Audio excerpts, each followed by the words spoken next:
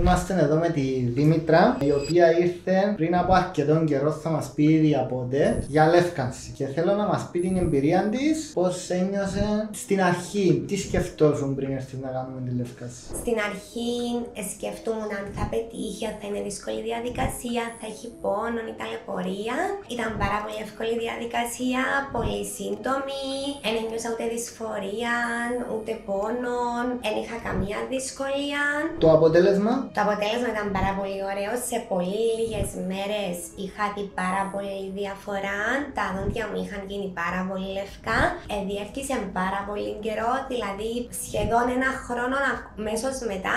Με ρωτούσαν ακόμα πότε έκανα λεύκανση και τι είδους λεύκανση έκανα, γιατί το αποτέλεσμα είχε κρατήσει πάρα πολύ. Τι θα έλεγες σε κάποιον που σκέφτεται να κάνει λεύκανση? Να το κάνει χωρίς να το σκέφτεται, δίνει πάρα πολύ μεγάλη αλλαγή στην εμφάνιση του, στην αυτοπεποίθηση του. Κάτι να σκεφτεί, εγώ το συστήνω ανεπιφυλάκτα. Ευχαριστούμε τη Δήμητρα.